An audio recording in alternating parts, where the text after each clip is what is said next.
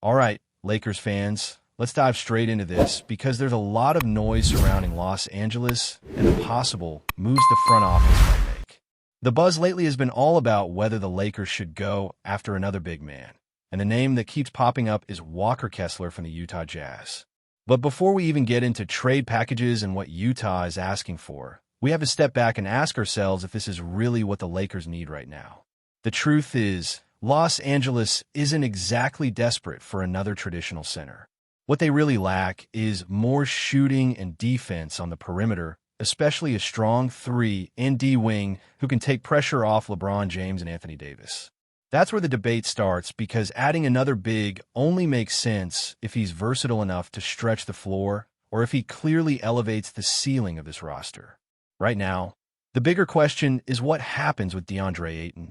If he finds chemistry with this Lakers squad and proves to be reliable as the primary big alongside Davis, then the urgency to bring in Kessler disappears almost completely. Think about it. The Lakers have a chance to evaluate Ayton throughout the season. If he fits, then why burn assets to add another center? If he doesn't, there are better opportunities waiting in the offseason when Los Angeles will have more flexibility, including potentially 3 first-round picks to use in deals. That's when the team could make a serious splash, absorbing salaries or making a move without being handcuffed. Patience might be the smarter path, especially if Utah keeps their current asking price. And speaking of that asking price, let's talk about how insane it sounds. Reports have surfaced that Utah would want not only multiple first-round picks, but also Austin Reeves in a trade for Kessler. Let's pause right there.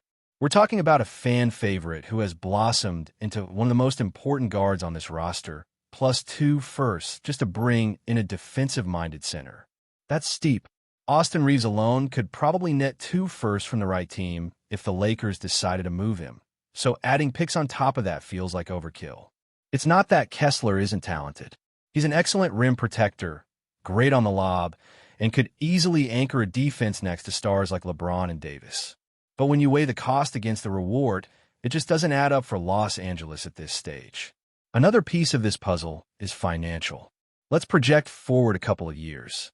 If Ayton works out the way the Lakers hope, he's going to be due around $25 million a season. Kessler, by the time his next deal comes around, is going to be looking at somewhere between $18 and $20 million annually.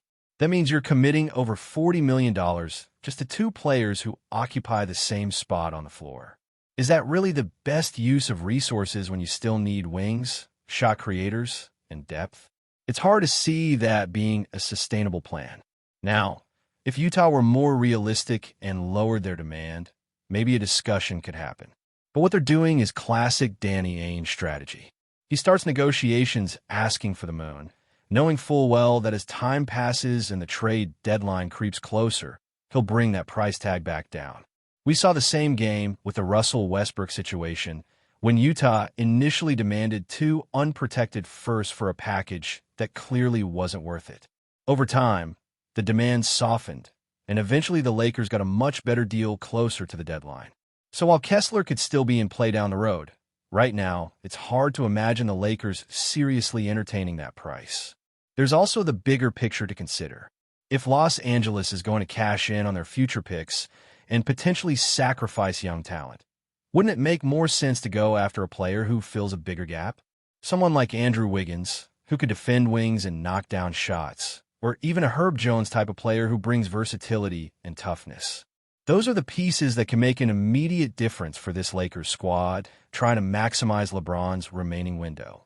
Giving up Reeves and picks for a center doesn't solve the most pressing problems, and it could even create new ones down the line when the cap sheet gets tighter. Even if you love Walker Kessler's game, and many people do, it's not about whether he's a good player, it's about whether he's the right player for this team at this time for that price. If the Lakers were one rim-protecting big away from being the clear title favorites, maybe you could justify overpaying. But as it stands, they have more holes to plug, and tying up that much money and draft capital into a second center feels like the wrong direction. The idea of adding someone like Lauri Markkanen alongside Kessler is more intriguing, since Markkanen's ability to space the floor and play multiple positions makes him a better long-term fit. Imagine a lineup with Markkanen sliding to the 3, LeBron at the 4, and Ayton or Kessler at the 5. That kind of size and shooting could be dangerous, especially in a future where LeBron is no longer around and the Lakers need a new offensive core. But again, getting both of those players would cost a haul, probably including most of the supporting cast, which leaves you thin on depth. It's a balancing act, and the Lakers can't afford to throw away assets without carefully weighing the outcome. So here's where things stand. Utah's asking price is sky high. Ayton's role in Los Angeles is still being defined, and the Lakers have other, more urgent needs on the wing. The smart play may be to stay patient, evaluate what this roster looks like at midseason, and then reassess closer to the trade deadline when the market settles and the Jazz may be more willing to negotiate. Until then, Lakers fans should probably temper expectations about a blockbuster deal for Walker Kessler, especially if it means sacrificing Austin Reeves and multiple future picks. When you really start to think about the possibilities for this Lakers roster, the biggest factor is always the balance between what you give up and what you gain. Walker Kessler is a great player to imagine in purple and gold, but the danger is that fans can get caught up in the excitement of adding talent without considering the sacrifices that come with it. If you look at Utah's perspective, their high asking price makes sense in a way because they know the Lakers are a franchise that needs to maximize the final years of LeBron James. They're betting that desperation could push Los Angeles into overpaying, but the Lakers have to stay disciplined. History has shown that the smartest moves are usually the ones where patience and timing win out, not the ones where you rush into an overpay out of fear of missing out. One of the most interesting elements in this debate is the way Kessler fits stylist that's a luxury every team wants, but becomes less necessary if Ayton delivers on his potential. On the other side of the ball, though, Kessler isn't the kind of offensive weapon that stretches the floor. He's not someone who demands defensive attention beyond the restricted area. And that limitation means you have to think about how he fits with LeBron, Davis, and whoever else is on the floor. Having two bigs that operate primarily inside can slow down spacing. And in today's NBA, that's something you simply cannot ignore. This is why so many conversations turn back to wings and guards. If Los Angeles had the chance to move assets for a high-level perimeter defender or a proven scorer who can thrive off the ball, that probably changes the championship outlook more than doubling down on size. Think about it. LeBron isn't going to carry the load forever, and even Davis needs a supporting cast that eases the scoring burden. That's where someone like Andrew Wiggins or even another versatile 3-and-D player would help far more than a second rim protector. The best version of the Lakers is the one that surrounds Davis with shooting and length, not necessarily with another big man eating up the paint. It's also important to remember how quickly leverage can shift in the NBA. Right now, Utah can ask for the world, but if Kessler's role changes or if the Jazz decide to lean fully into developing their younger guards, his availability and price might look very different by the time February rolls around. That's why waiting could be a blessing. Instead of panicking in September or October, the Lakers could ride out the season, see how Ayton adapts, and only pull the trigger if the right deal comes up. Rushing into something now, when the team hasn't even built its identity yet, risks locking yourself into a future you might regret. And while fans love the idea of forming a towering front court with players like Markkanen, Ayton, and Kessler all together, we need to be honest about the reality of building depth. Those kinds of deals gut the roster. You might end up with 3 stars in the front court, but if you're filling the bench with minimum contracts and patchwork players, your chances of surviving a deep playoff run shrink dramatically. Depth matters. Look at Denver when they added Aaron Gordon to pair with Jokic and Murray. It wasn't just about top talent. It was about finding the right balance where everyone fits seamlessly into roles. The Lakers have to think in the same way. There's also the long-term financial picture. Los Angeles has to be cautious about committing too much money to one area of the roster. With the new salary cap rules tightening flexibility, you can't afford to have nearly $50 million tied up in 2 centers, especially when neither of them provides elite outside shooting. That makes it harder to fill out the rest of the lineup with shooters and defenders. Teams win championships with balance, not with overloading one specific area. Even if Kessler becomes a star in his own right, that doesn't necessarily mean the Lakers are better positioned to win with both him and Ayton on big contracts. Another angle is how these decisions impact the timeline of the team. LeBron James is still here, but no one knows for how much longer. Anthony Davis is the centerpiece moving forward, and whoever joins him has to complement his game perfectly. Austin Reaves has shown that he can grow into that role as a secondary playmaker and scorer. Trading him away for a big man who doesn't solve the shooting issue feels counterintuitive. Reaves' contract is also one of the most team-friendly deals in the league, giving Los Angeles valuable production at a reasonable price. Losing him for a center who might eventually need a hefty contract puts you in a worse position financially and stylistically.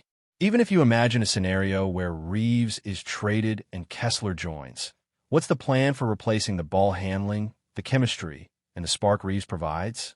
You'd immediately have to start searching for another guard or wing, which only circles back to the problem that you should have addressed in the first place. This is the domino effect that front offices have to think about, and it's why the Lakers should be so careful here. Now, could there be a situation where Kessler is absolutely the right move?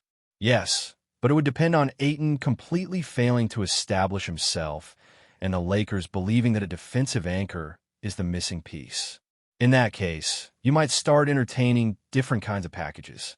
But even then, giving up multiple firsts and a key player like Reaves feels extreme.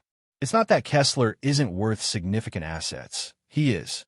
It's that the specific needs of the Lakers don't line up with paying that particular price. So where does that leave us? The best path forward is probably a wait-and-see approach. Let this team build chemistry, see how Ayton settles in, evaluate how Reaves continues to develop, and then reassess at the trade deadline when the market softens. Utah's current demands are high, but history shows they won't stay that way forever. And if the Lakers really want to make a move, they can do so from a position of strength rather than desperation.